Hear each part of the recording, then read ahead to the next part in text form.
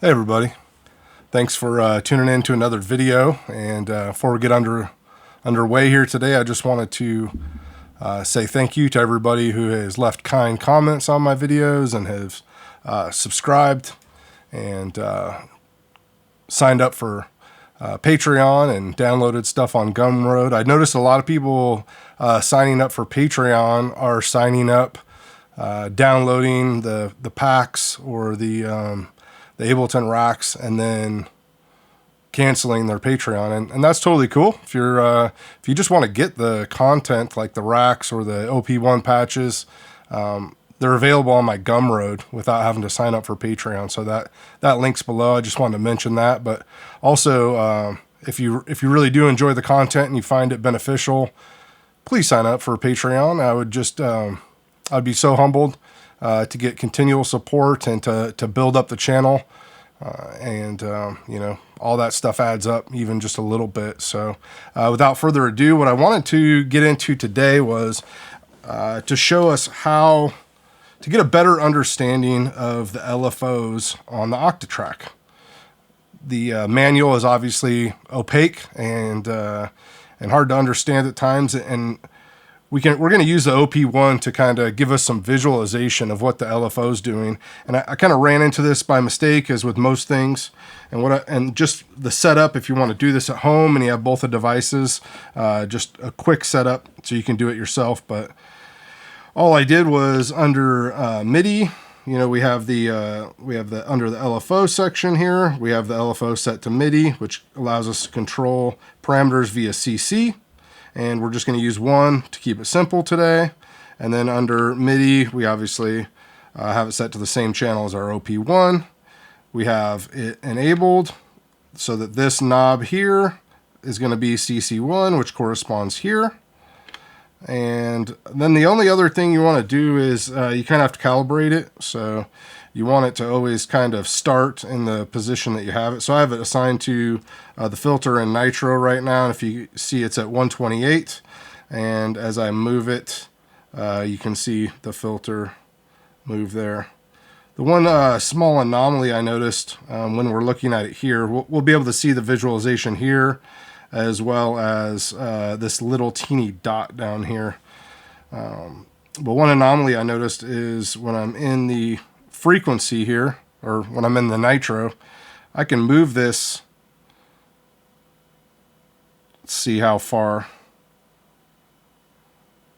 Yeah, almost to like 89 or 88 before the frequency starts to move on the nitro.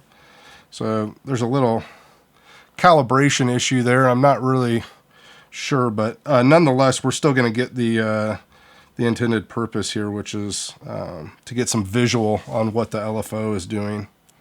So I just want to, we'll just kind of pop through all the different LFO types, and we'll kind of look and see what they're doing here. So let's open it up. And the one that I always use, my go-to, my default, as it were, is the trig sync trig. I use that one because it's going to restart every time the pattern loops. It's going to restart the LFO on the track start and every time the pattern loops. So let's just see what that one looks like, and then we'll kind of work through the other types there. So we got it set to trig sync trig, and we're going to put this to CC1. That was the last thing I missed there. So let's give her a whirl. Got a little loop for context.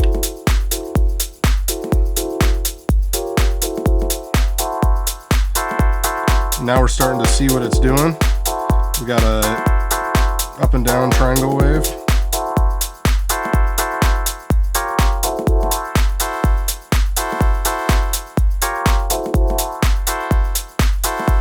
So you can see this is a really cool representation of kind of what's doing. Let's flick through the waveforms here. Oh, and one thing I wanted to mention is there's a specific reason why I defaulted to 64. It's something that a lot of people I don't think understand. I didn't understand at first, was the depth and your wave and the correlation between the two, because you kind of have this 0 point, and if you got a wave that goes up and down, it's going to go below and above that 0 point. So if we're at 64, or if this frequency here is in the middle, you can actually see it now bouncing back and forth. But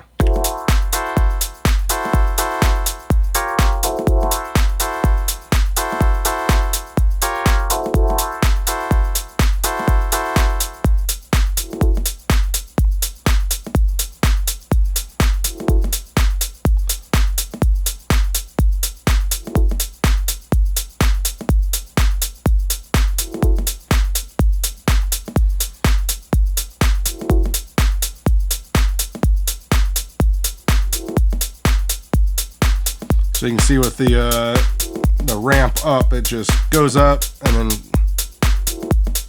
cuts off.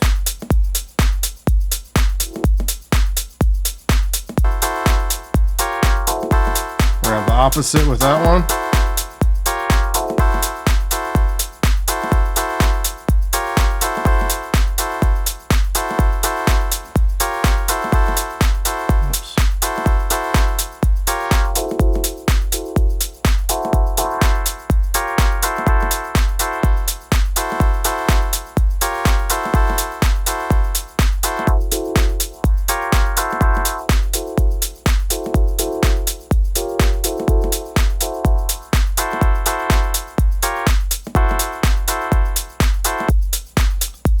Trying to figure out why I wasn't seeing anything with that square waveform. I think maybe the at the 1 times multiplier, the wavelength is too short for my my 2-bar pattern before it restarts. So let's see what it does when I change it to 2. You see it's just flicking back and forth, open and closed. Now that I speed it up, it's doing it quicker.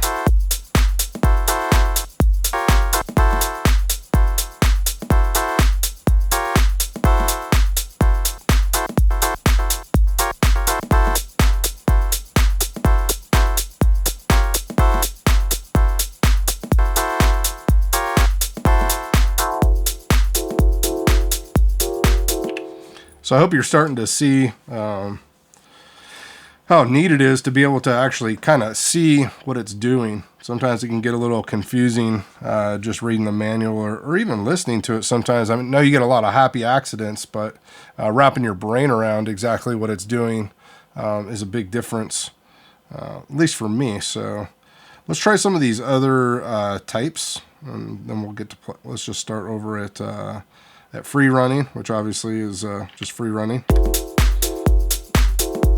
If we go back to an up and down triangle,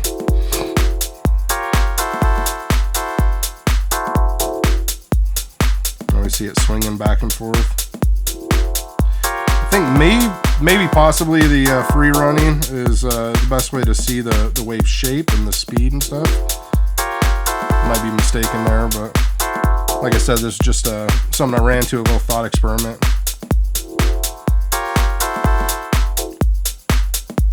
So now we're increasing the speed.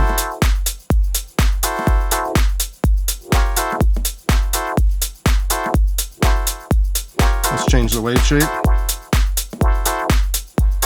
It's just going to depend on whether it starts going down or starts going up. That's basically the two different ways there.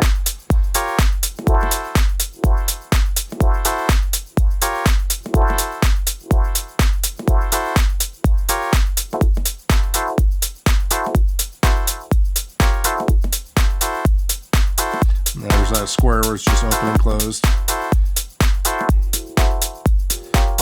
And obviously if you have a lower depth, it's not going to close it totally, you're just going to get the little side to side motion.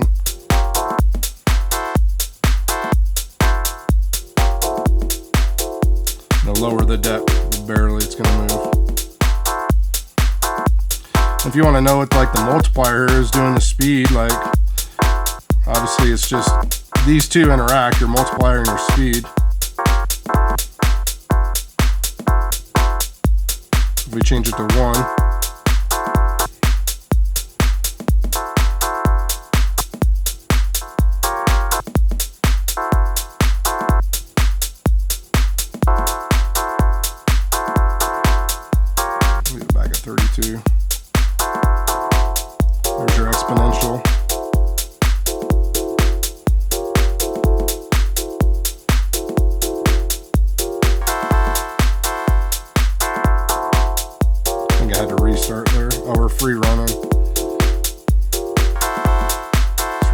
its own speed.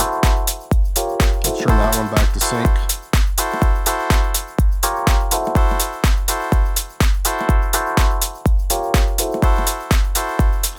And first the inverted, which is what everybody uses for sidechain.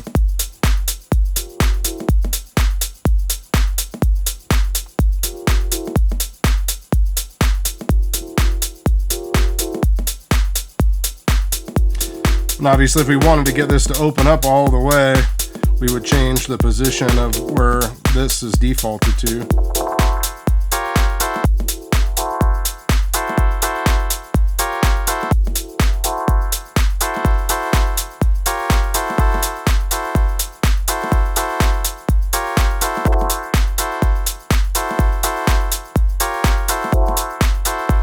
Kind of changes your center point, if you will, if I'm understanding that correctly.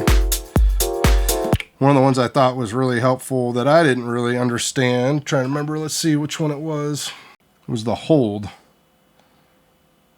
And that, once I saw what this was doing, then I found that this to be really kind of helpful. Almost kind of does what the square wave does, where it kind of flips between different positions, but the thing is actually still the shape is running, and then just where it holds it at. You can see it, how it's like, it's skipping around. Rather than a smooth motion, it's like wherever it is on that speed. See it kind of jumping around.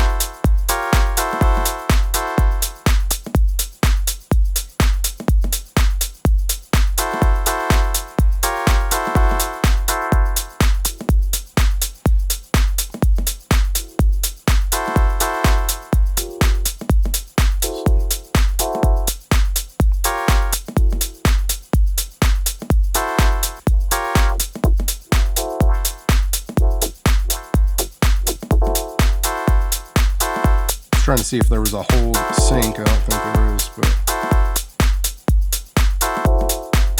maybe this is synced. I think all of them are technically synced except for the free running.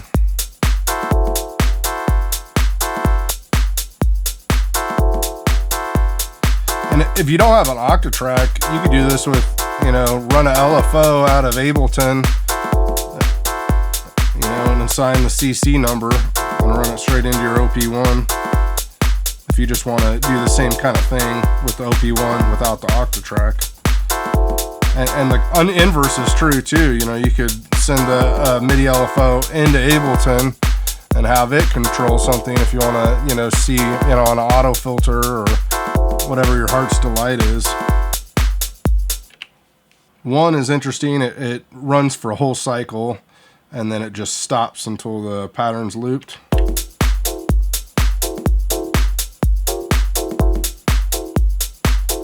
At least that's what it says.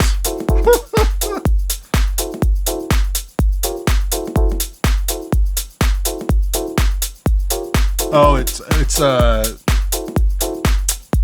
restarts every time the sample is trigged. So in this case, it would be restarting. It's like an envelope follower. Every time it's triggering, it's running.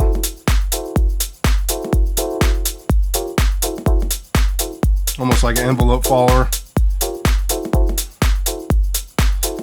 Good for like sound design too when you're using the LFO on an audio track and you got individual notes like a bass line or something like that, and you want to have the envelope trigger. It's like an envelope. Have it trigger every time it hits.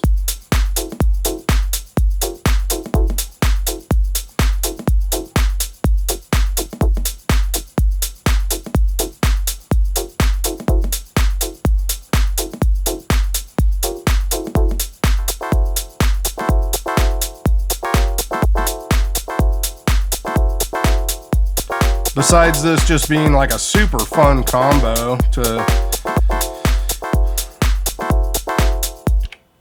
make sounds with, I thought maybe you guys would find it interesting just to kind of see what the LFOs were doing. I don't want to make this video too long. I could go through every single LFO type and things like that, but I just wanted to give you an idea. And obviously for sound design, if you have an OP-1, the LFO is is where a lot of the magic and the sounds come in. So being able to have 4 LFOs through the CC mode is awesome. And we have 3 LFOs per channel on the Octatrack. So I can control 3 of them just from here. And if I really wanted to control a 4th one, I could just set up another MIDI track with the same MIDI channel and use one of the LFOs from there. And I could control all 4 LFOs from the Octatrack. So hope you found something useful. If you got value out of this video, please hit the like and subscribe button. As I mentioned, if you really are digging the channel, I would be humbled if you could join the Patreon. I got a bunch of benefits there. Videos come out early. I'm releasing unreleased tracks over there. All kinds of exclusive stuff. And if there's stuff you want to see over there, hit me up, leave me a message on Patreon or in the comments below. Love to hear what you think about this video, and I hope you have a great day. Thanks for watching.